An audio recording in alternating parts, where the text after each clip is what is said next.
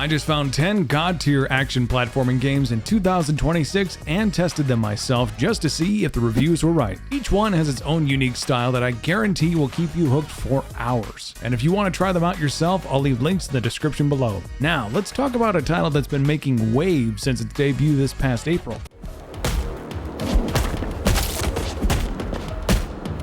Easily one of the strongest titles in this video, Replaced brings a dark, cyberpunk look to the platforming genre that had me locked in immediately. Shortly after an experiment goes awry, you play as Reach, a cold, calculating AI trapped inside the body of its creator, and you are quickly forced into exile by corrupt police robots being controlled by an outside force. The environment is pooling with 1980s aura, the sharp blues in the fog, the neon lights, and the music itself is well worth the price.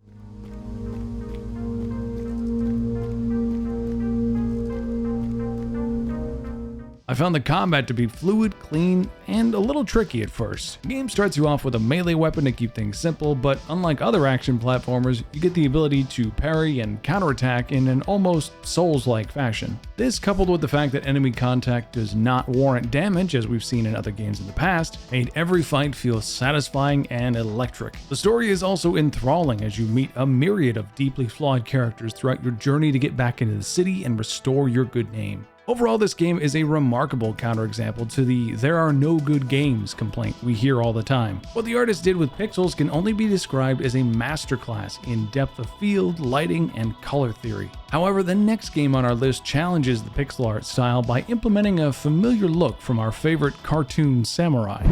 That sure was one unfriendly town back there. Are you ready for this?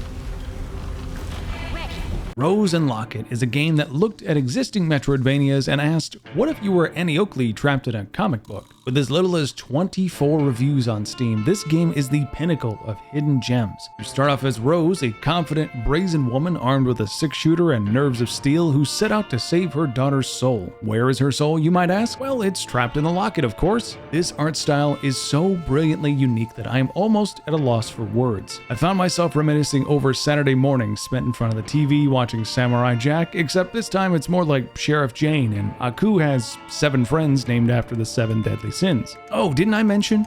Each boss is one of the 7 deadly sins, and the keyword is deadly.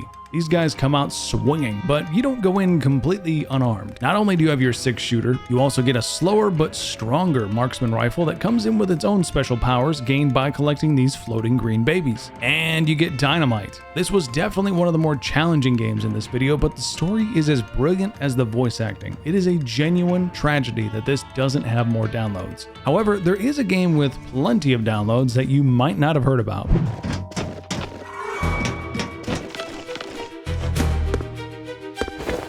If you've ever wanted to battle ethical conundrums while running a store for magical creatures that you inherited from your father, look no further than Goblin Vyke, the Thief Tycoon. This was one title that I really sunk my time into. The entire premise is that you are a sneaky little goblin named Vyke who is an expert thief, but not an expert at confrontation, which is what lands you in debt to this smug-looking clown who demands money from you every few days or so, and that's why you, along with this suspiciously helpful, albeit cursed, mask, steal everything you can from the caves beneath your store. As you progress, you get better loot, you hire employees, you get custom contracts, and it's remarkably in-depth and adorable. What's more impressive is the fact that you don't get a weapon either. You can't even use them because goblins are too weak in this world, so you have to do all of your looting very carefully or use the environment to your advantage. The dopamine loop of challenges and side quests in each dungeon really add to the charm and explains why this game receives such high praise. But if a warm and comforting main area isn't really your style, let me introduce you to the next big thing.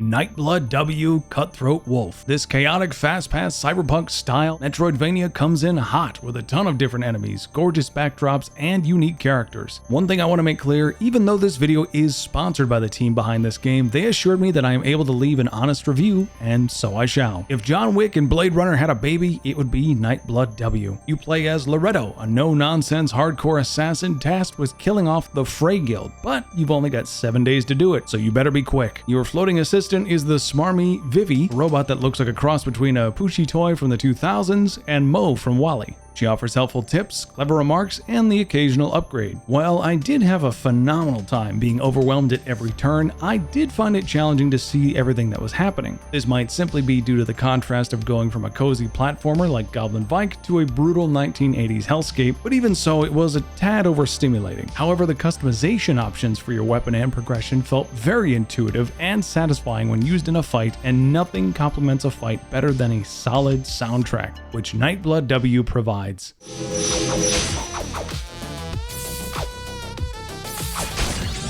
I found myself remembering the golden age of Flash games back in the 2000s and early 2010s, as the movement had traces of Raze, a fantastic shooter game from the Newgrounds era. The dialogue was also witty and clever, which I appreciated, as it's obvious the writers put in a great deal of work. Combat-wise, everything felt smooth and responsive, which is a huge plus. The only downside for now is that the game isn't coming out until Q4 of 2026, but you can still try out the free demo using the link in the description below. Special thanks to the team over at Harrison World for sponsoring this video. For when Grudas hurled his mind upon the lands, the bog engulfed the base of the earth. While I did have some challenges in the previous titles in this video, nothing made me rage more than Jump King Quest. I'm pretty sure this game is meant to lull you into a false sense of security because the opening sequence is charming, silly, and not at all threatening. And then the game started. The reason this game still qualifies as God tier despite being a rage game is because of how good it is at doing exactly that while still being addictive. The controls were frustrating, but just enough to make me try again. The physics were hilarious and the enemies were goofy looking, but the boss fight at the beginning was something to behold. I pride myself on conquering hard games, and while I understand that we're past the "this is the Dark Souls of XYZ" genre, this felt like a Souls boss. Except Souls boss fights are more fair. Even after I died, I spawned back in and I had to fight this giant goon with only a freckle of health. How in the world am I meant to do that? Now, I will admit, in the interest of honesty, I didn't make it very far. In fact, I rage quit before even beating this boss. However, I can see the appeal if you're into rage games, which is exactly why I give this game high marks. It's just not for me. Maybe I need to play something a little easier.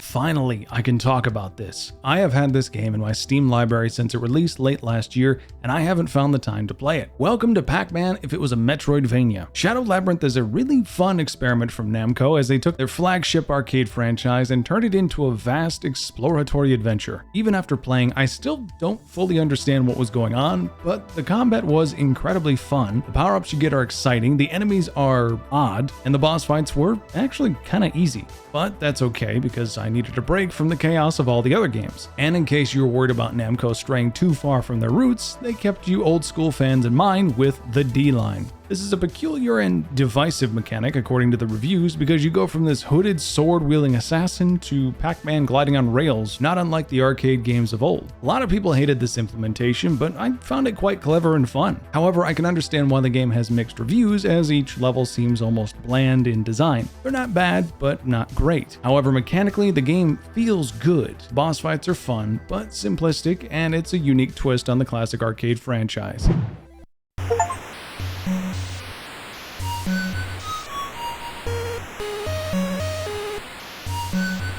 For those of you who want to have a more casual experience and feel like you're gaming on a Commodore 64, check out EMUUROM. This game is a nod to the Metroidvanias of old with its classic pixelated color style and chiptune soundtrack. It comes with an interesting mechanic. Your character gets a scanner that you can use to see hidden parts of each level, allowing you to navigate challenges more carefully. Not only that, but your scanner also controls your environment, triggering certain aspects around you. And while it didn't hook me like the others in this video, it has a staggering 200 plus positive reviews on Steam and a free demo, so it's worth checking out.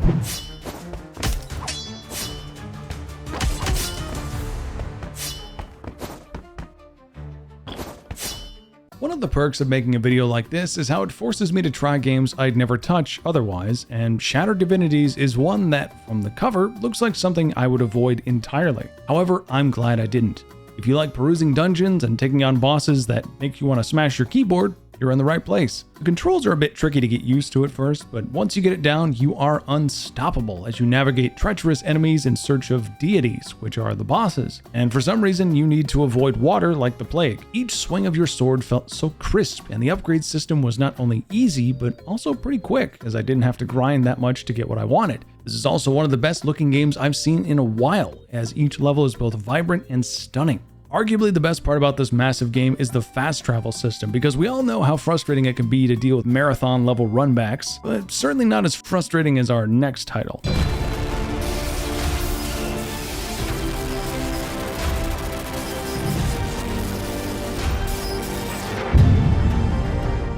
Speaking of frustrating, let me show you what happens when a revival goes wrong. WonderKing popped up on my Steam recommended page, which is why I thought it would be a great addition to this video, and when I checked the PC specs, it seems like it should run perfectly fine on a toaster.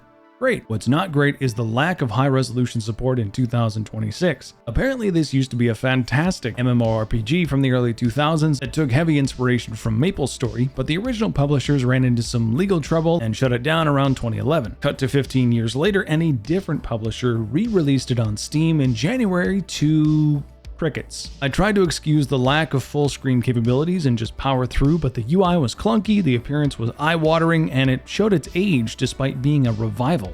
And while revivals should maintain the spirit of the original, some quality of life changes could be made. Regardless, this game is only in this video because it is a god-tier failure of a nostalgic cash grab. Thankfully, our final game today offers nothing but redemption.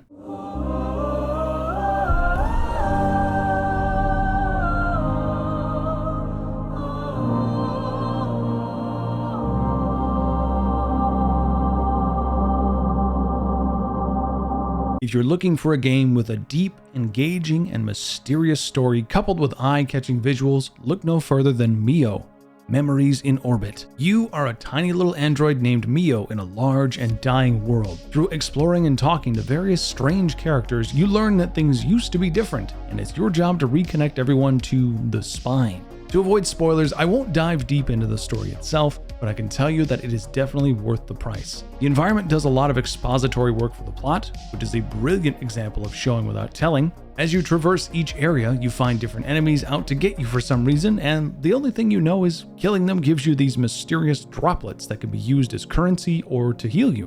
I mentioned Souls games earlier, and this game has traces of Dark Souls for sure, with its vast landscapes, slow-burning plot, and moral quandaries. This game also is less linear than previous titles we've seen today, which means you can make the mistake of fighting a boss you'll really regret. And once again, the soundtrack is brilliantly dynamic for each area, setting the tone for every new encounter. The only downsides I found were the runbacks to the bosses, which sometimes felt like a minigame of its own, and the lack of abilities early on. You actually have to grind for quite a while to unlock new powers, but you won't be bothered once you start seeing more of the world as it unfolds in front of you. That's all for today. If you'd like to see a game series reviewed on this channel, use the Google form in the link below to send me your favorites, and don't forget to check out my other socials by scanning this code. Thanks for watching.